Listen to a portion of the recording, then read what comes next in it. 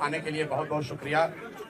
जैसा कि आप देख पा रहे हैं, 2 घंटे पहले जिस प्रशांत किशोर को बिहार पुलिस पकड़कर बेउर जेल ले गई थी, कोर्ट ने, माननीय न्यायालय ने हम लोग के अनुरोध को स्वीकार करते हुए अनकंडीशनल बेल, कोर्ट ने अनकंडीशनल बेल दिया है, जिसकी वजह से मैं अभी 1 घंटा पहले वापस यहाँ पर आया हूँ और आपसे मुखातिब हूँ। मैं अपनी बातों में हमेशा कहता हूँ कि जन बल के आगे कोई बल नहीं है, जन बल के आगे कोई बल नहीं है, और ये जनता की आवाज है, उनका विश्वास है, और उनके लिए हम लोग का किया गया सत्याग्रह का प्रभाव है कि एक तरह से ये आश्चर्यजनक बात है कि जिस प्रशांत किशोर को पुलिस ने डिटेन किया, पुलिस के अनुसार कोर्ट ने हम लोग को बेल कंडीशनल दिया, उस कंडीशनल बेल को हम लोगों ने, जैसा कि आपको मैंने पहले बताया, मानने से इनकार किया। मैंने जेल जाना स्वीकार किया था। जनता के सामने, आप सबके सामने हम बेउर जेल, पुलिस मुझे बेउर जेल ले गई, लेकिन वहां बेउर जेल में मुझे नहीं रखा, क्योंकि उनके पास पेपर ही नहीं था। उनके पास, पुलिस के पास बेउर जेल में मुझे रखने के लिए पेपर ही नहीं था। उस पेपर के इंतजार में वो बैठे रहे, तब तक कोर्ट का जो फाइनल निर्णय आया, क्योंकि मैटर को फिर से री आर्ग्यू किया गया है और हमारे साथ बैठे हुए हैं वो वकील जो उस मैटर को री आर्ग्यू कर रहे थे। कोर्ट ने हम लोग की बातों का संज्ञान लेते हुए अनकंडीशनल बेल दिया है, पुलिस पर टिप्पणी करी है, और एक तरीके से हम लोगों की उस बात को वैलिडेट किया है कि गांधी मैदान में बैठकर शांतिपूर्ण सत्याग्रह किसी कानून का उल्लंघन नहीं है। और मैं कोई लंबी चौड़ी बात नहीं कहना चाहता हूं। आज पूरे दिन के घटनाक्रम में, बहुत सारे अनुभवों में मैंने ये देखा कि सैकड़ों ऐसे पुलिस वाले हैं जो पहले से जनसुराजी हैं। जितनी जगह मैं गया, जब मैं एम्स गया, वहां पर भी डॉक्टर कह रहा है, सर हम तो आप 3 साल पहले से जनसुराज से जुड़े हुए हैं।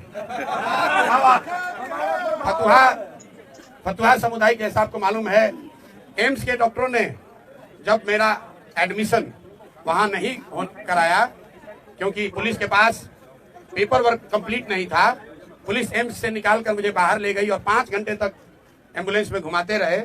कोई समुदाय, कोई हेल्थ केंद्र इनको तैयार नहीं हुआ जो इनके नाम पर फर्जी फिटनेस सर्टिफिकेट जारी करे। अंत में मुझे ये फतवा ले गए, और मैं वहां के डॉक्टरों को सलाम करना चाहता हूं कि पुलिस के तमाम दबाव के बावजूद उन्होंने इनके कहने के अनुसार फिटनेस सर्टिफिकेट जारी नहीं किया।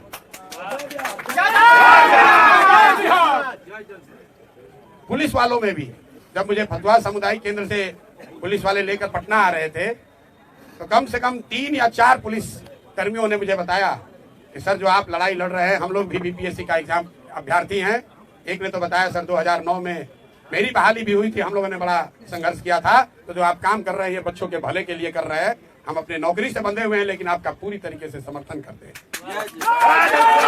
कोर्ट में जितने लोग मिले हैं, ज्यादातर लोगों ने ये कहा कि हम आपकी बात का समर्थन करते हैं, आपके साथ खड़े हैं, और बिल्कुल आपको झुकने डरने की जरूरत नहीं है।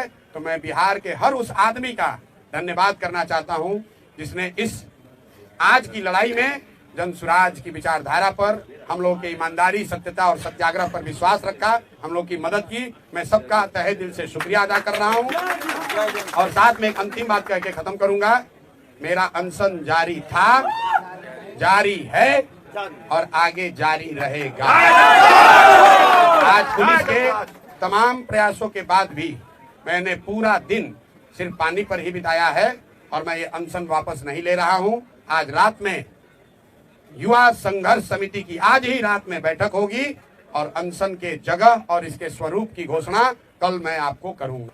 कि सरकारी अधिकारियों में कुछ लोगों में हीरो बनने की आदत हो गई है।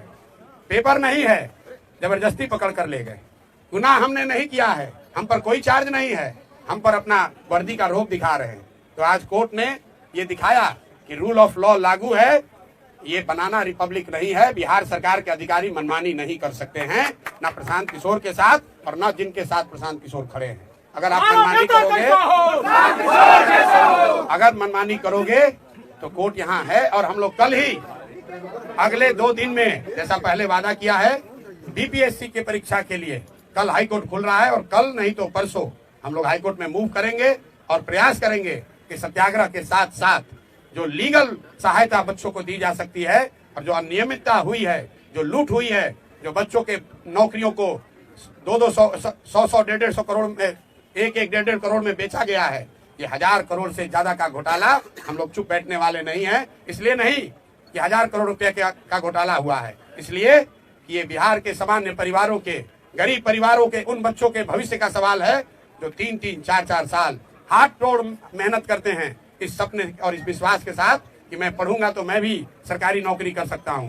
और ये शिक्षा माफिया, भ्रष्ट बीपीएससी, नीतीश भाजपा की घटिया सरकार, ये लोग उन बच्चों के सपनों पर पानी फेरकर 30 लाख, 50 लाख, 1 करोड़ में नौकरियों का सौदा कर रहे हैं। तो इस पर अब हम लोग चुप रहने वाले नहीं हैं। मैं सभी बिहार के छात्रों से, युवाओं से, महिलाओं से, समाज के हर उन वर्ग से अपील करना चाहता हूं जिस पर भी नीतीश के इस लाठी तंत्र ने अत्याचार किया है, आप आइए, आगे आइए, इनको झुका कर रहेंगे क्योंकि जनबल के आगे कोई बल नहीं है।